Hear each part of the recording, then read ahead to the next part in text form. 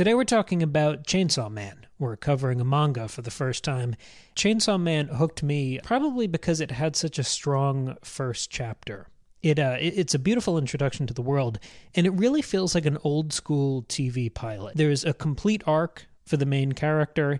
He has a dog. They have a beautiful relationship. There are clear character introductions. There's sort of a goofiness mixed with some bloody horror. But it's a really strong setup, and it ends with more hooks and twists than I can really ever remember in a pilot of anything. And I was able to read this whole series. I mean, I blew through 96 chapters. If I was going to the comic shop, that would be a small fortune to get 94 issues of anything. But I read through this whole thing for a $2 monthly subscription. It's called Shonen Jump. It was really impressive. The app was beautiful on my iPad. I was very addicted to this series, and I blew through it in just a few days. So, 96 chapters, that's the first arc that is just completed. The notable thing about that isn't just that it went for a long time, because successful things always do. It's that it had one writer and artist. A consistent art team is not something I've encountered much in the world of modern-day comics, but the thing that really drew me to this story is that the writer and artist were the same person. It just feels like a more complete vision. Even if the art isn't up to some perfect, ideal, museum-level standard, which you can find in comics and has always been there, I will take slightly inferior art if it's from the writer. I know that's not a popular opinion, but whatever. I like seeing the vision of the person creating the story. And I've found that there's just such a unity. When there's a writer who's very talented, who's also a very talented artist, back to Frank Miller's probably the most influential in this discussion, it just gives me such a complete, full understanding of a story. It's not like a movie. Movies are inherently collaborative. There have to be so many people involved to get it done. So even if you have a writer being a director, there are thousands of other things going on there. There are actors adding their own kind of angles for every character. There's a cinematographer shaping it. There's an editor who's deciding on things like pacing. But with a comic, between panels and the way, say, they do the lettering, so they stylize the words in that way, it really can be one person's vision. So this is a writer-artist, and that meant a lot to me. I felt really connected to what was going on. And there's a simple setup here to this story. Basically, Denji, who's our main character, loves his dog and fights demons. And without spoiling it, he has a strange connection to demons, too. He is the Chainsaw Man that the story is named after. And as simple as that introduction was, that remains the frame of the whole story. It's just that basic setup is relentlessly, cleanly complicated by huge action and the messy home and interior lives of the characters as they proceed. There is, I mean, it's just great storytelling, intrigue, passions, flaws. The character additions are sparing, I would say, but everyone who is added to the cast gets a true arc and has a real connection to Denji and the people you already love there. Death is a meaningful thing. When you lose characters, it can be shocking, but it always hits. As violent and gory as this book is, the death is still extremely meaningful, and I imagine that is an incredible tightrope to walk as a creator. But the thing that hooked me on this story is that it was propelled at every single turn by a Faustus framing. And you guys know that that's my favorite thing in the whole world.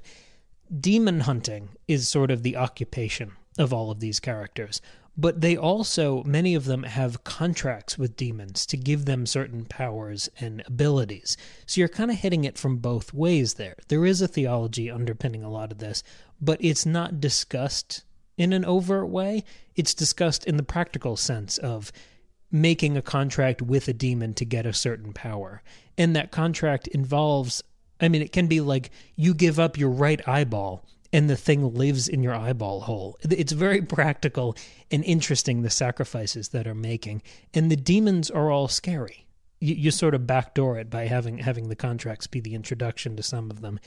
And you might think that all of this sounds pretty grim dark. But all of this horror, and there are really shocking, grotesque panels in this story. It is crossed with a beautiful coming-of-age story. You have a hyper-ridiculous fantasy. in this story. You have chainsaws and swords shooting out of people's limbs. You have a sword, this big, broadsword shooting out of a guy's forehead and all of his other limbs. And he's one of the wonderful antagonists you meet along the way. But you cut all of that action with a punishing, real portrait of poverty and puberty, which I really wasn't expecting, but it sold the book for me, and it makes it stand out. It's been a couple weeks since I read this, but I can't stop thinking about parts of it. Denji as a main character is, he is heroic at times. He stands up for his friends. There is a principle that underpins him that makes him stand in line with classic heroes, but he's also messy and stupid. He's impulsive and desperate, naive and directionless. Basically, he's a teenager. The humor and drama of being a teenage boy, I have never seen better represented in a story like this. There's such nonsense in your teenage years that feels apocalyptic. And crossing that with massive demons blowing out of holes in the ground that can be the end of the world, it heightens everything to this sort of, at one moment it can feel like parody. And at another moment, it all sings in concert as, yes, the world really is ending. All of these feelings are real. In the way that you feel that your worst fears can be legitimized. It's an absolute state of chaos, being that age. And this story captures it by having that chaos be as metaphorical as it is over the top literal. It's a really wonderful little smoothie here. And it almost reminded me of Euphoria, which is another show that captures a messy adolescence with some over-the-top drama. That one isn't demons, blowing out of the center of the earth and destroying people and cutting their heads off, but it kind of is. And similarly, the teenagers in Euphoria are embarrassing and messy. They are... offensive, I guess is the word. There's not a political correctness. There's an accuracy, truth, and ugliness to the dialogue. And I would say because we're so close to Denji in Chainsaw Man, we get a lot of those feelings. Even if it's not dialogue, it can be more internal narration. And there's just chaos. There's messy, stupid, silly, end-of-the-world chaos. And it's all crossed with and maybe sold by some of the most horrifying, badass imagery ever dreamt up. When I was I was making the little infographic cover for this episode, just Googling Chainsaw Man, there were so many amazing pictures of the demons and the villains, but I didn't want to spoil that really, so I just chose a really cool one of Denji in that Chainsaw Man form. Now, I have this thing, and I've talked about this before, but it really comes up pretty often in my brain and in my... personal life, is I get intimidated by stories. The first time I read Game of Thrones, I can't remember if I've talked about this previously, the first time I read Game of Thrones, I had a notebook, and I wrote down the character names and almost outlining at the end of every couple pages what was happening, because I'm always convinced I'm going to get lost, and that in some way I'm, too dumb for stories. I've done this my entire life. I did this in third grade, I did this in grad school. I have the same fear, but I devote myself to the story and things always work out. And this story was so challenging in the first moment, but I found these footholds, whether it be the coming of age story or the Faustus connection, which you guys know is how I understand stories. It was just a really clearly made story. In the same way Game of Thrones gives you these foothold characters as you enter the world, and you understand the Lannisters and the Starks and the Baratheons through the eyes of a couple key characters that Martin develops really quickly. Here, the story was always rooted to Denji. So I was enjoying these really satisfying, complete arcs. I was marveling at the villains that were introduced, but it all felt conclusive and focused. There were shock kills and magic systems that were kind of laid out with how the demons work and the contracts and all that, but it all felt so clear and rooted to the character. There were moments in the dialogue that were almost like Cat in the Hat level basic, in a good way. in a not overwritten way. Maggie and I have been watching shows lately, and every so often there's a line that just feels overwritten. You know, it's like someone summarizing the themes and emotion of the scene and what you want the takeaway to be, and trying to like overtly teach someone a lesson. And your brain kind of calls bullshit on that. There's none of that here. It's a quick read. It almost reminded me of the first time I read The Hunger Games, where it felt like reading a screenplay. It felt like watching a movie, as in you could consume it in such an immediate sense that you didn't think about the story. You just experienced the story. It was provocative enough that you thought about it later, but in the moment, it just goes down smooth. I was so impressed with how this story was executed. The ensemble was relentlessly interesting. I'm talking about Denji a lot, but every other character that's introduced, whether it be his coworkers or some new threat or villain, they're fun. They're just enjoyable. They're developed quickly, cleanly, and clearly, and I just loved them. I loved them all. I grieved when they died. I loved when they were victorious. It was just great, happy character work. I'm sure this was, just looking at it, looking at how detailed the art is and how twisty and funky the story is, I know that this was a ton of work, but it reads like a creator just having fun and enjoying himself and trying to really entertain himself as much as the reader. And the enthusiasm came through, the passion came through, and it felt like I was in on a joke. So even when the most horrible things were happening in this story, not just the light moments, but some horrible character mutilation, it always felt like I had a front row seat. As much as this felt like a loud, bombastic kind of popcorn movie, it was also a remarkably personal experience. I was really impressed with the duality of it the whole way through. So let's take a second to look at the villains, because I think that really sells stories like this. The larger demons in this story are built up like old-school Universal horror movie monsters, like Frankenstein, Dracula, Creature of the Black Lagoon, the Invisible Man. I loved all of those growing up. And this story reminded me of that, because there's a cheesiness that isn't self-aware. I feel like there was this wave of art, probably after Deadpool, that had this kind of ironic detachment, fourth wall breaking thing, but it just, ultimately, it kind of felt alienating.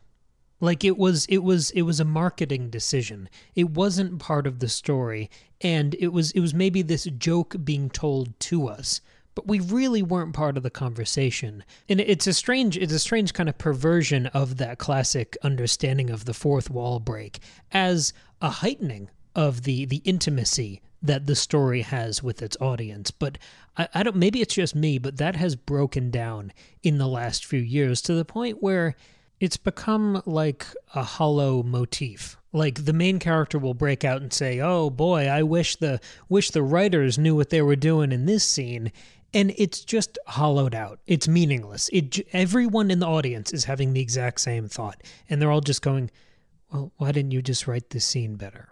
Like, it's this shortcut to this cheap, meaningless comedy that also completely takes you out of the experience. I don't know. I'm the guy who loved House of Cards. I loved Fleabag. I love the fourth wall thing. But something has deteriorated in the last couple of years. But where there is that problem for that new kind of rash of imitators where they're winking at the audience so much that they never really engage or invest in telling a real story, it's not like that with Chainsaw Man. This book commits. In every one of 96 chapters, it just commits to the story, which lets you enjoy it and bring that enthusiasm to it without like a self-aware, tongue-in-cheek, just gross, your brain calling bullshit again, marketing. You don't have that. You just have love built into the story here. So, like those old horror movie monsters who are corny and over-the-top and self-serious, the demons in this story, the bigger, like, boss battle level demons, they're built up via little spooky lore tidbits. We learn about them by the fear of our favorite characters introducing them or whispering their legend to us. They're not seen for a long time. Even though the story is so expressive, the art can be so detailed, the character models are unbelievable. We don't see the scariest monsters for a long time. We know their name. We know their histories. We can know their whereabouts. But, for example, the Gun Devil, who's a big character we build up. And that sounds stupid, and it is, but it's also scary as shit when you get to it. And that's sort of the the magic trick of this series. We don't see the Gun Devil for a really long time.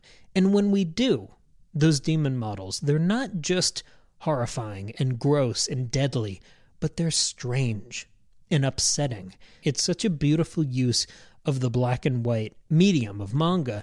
Again, it really reminded me of those old Universal horror movies. Maggie and I watched the original Dracula a couple months ago, and there are certain establishing shots. You build up Dracula's character so much before you see him, and then you get a couple key establishing shots of him.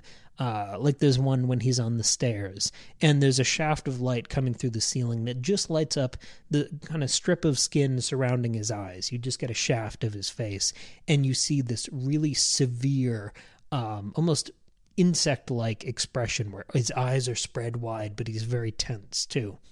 Those shots that you get are perfect for comic panels, because you get individual images. You can have that shock factor when you turn the page, or when a panel is suddenly 3/4 of your entire screen or the page that you're reading it on.